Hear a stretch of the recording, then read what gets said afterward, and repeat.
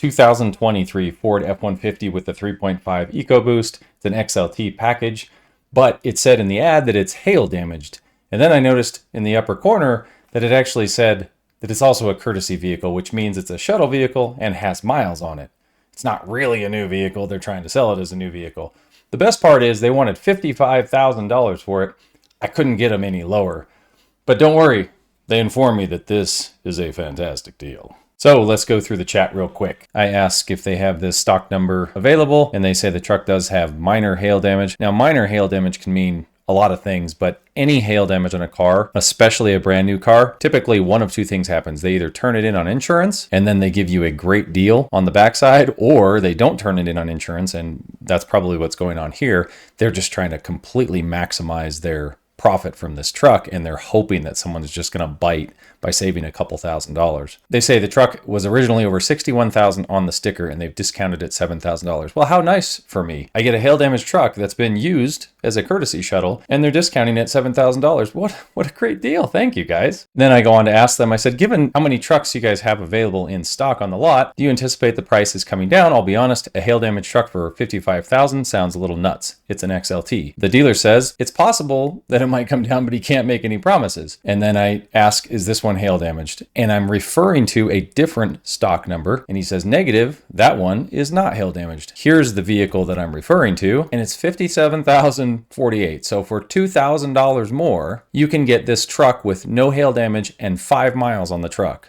Wasn't used as a courtesy shuttle. Or I could spend $2,000 less and get a hail damaged courtesy shuttle vehicle. So then I ask him about this, and he says, negative, that one does not have hail damage.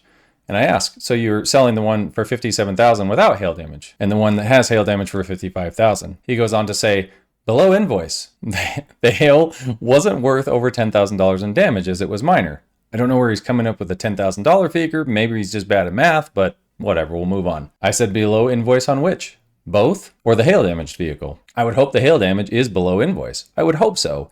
Sorry, it's just not a new vehicle anymore. The depreciation, someone else got to have that new car smell. Someone else got to break it in. It's not a new car anymore. You can't sell it at a new car price. Sorry, Ford. And he says all of their 2023s are at or below invoice. I said, would someone be willing to send me invoice on them? He said he can in about 10 or 15 minutes. I said, awesome, thank you, I appreciate it. And then he goes on to say that invoice on the non-hail damaged truck is $58,548. That's the one they're selling for $57,000, so they are claiming that one's below invoice. Then he goes on to say that the stock number with hail damage is actually $57,800 is the invoice, and their price is $55,094. I said, how many miles are on the hail damage vehicle? It's a courtesy vehicle, so he said he would get that information shortly. He ended up sending me that information at about 8 p.m., so the truck had 800 miles on it, something like that. It's been used, not brand new, not 5 miles, not 20 miles. It's been used as a courtesy shuttle, and it is a 2023. You really need to double check and look at what dealers are doing. Hail savings doesn't mean hail savings. You would never buy a hail damaged courtesy vehicle for that price, in my opinion, especially when you've got one on your lot that is almost identical, that doesn't have any miles, and it has the same configuration and actually looks a little nicer for $2,000 more. I think that's kind of ridiculous. The upshot to all this is that dealers probably haven't really felt much pain yet. You know, the car market is coming down. They're starting to feel the pain with stock numbers, but they must be still selling vehicles. So they're starting to discount vehicles down. They're still selling.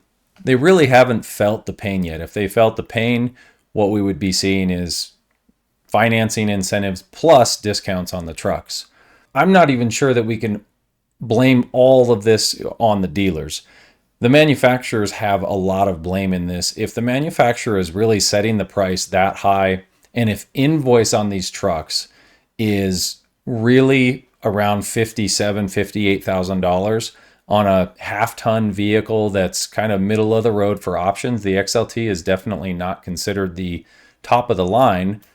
I think that's really on the manufacturers and not the dealers. And I know it's tough when you look at chats like this, and I want to beat up on the dealers a little bit, and everybody gets mad at the dealer. But really, is it the dealer's fault, or is it 80%, 90% the manufacturer's fault? They produce the trucks, they set the prices. The dealerships buy all of this And sure, the dealers have been caught with markup and in the last couple of years have treated people unfairly, but the salespeople don't set those prices. The salespeople don't set invoice, right? So maybe it's going to change and the salespeople will actually turn out to be a little happier if prices do come down, but it's going to take the manufacturers giving a lot of incentives, and they're going to have to start producing vehicles at a lower price than they do now. It's just not attainable for most people, at least not without breaking the bank. I definitely think people should still wait. We've got at least a couple months here to wait. I do believe dealers are holding out for that sales tax refund. I think they're waiting. Right now is prime time where people get these refunds and then they want to go out and buy things.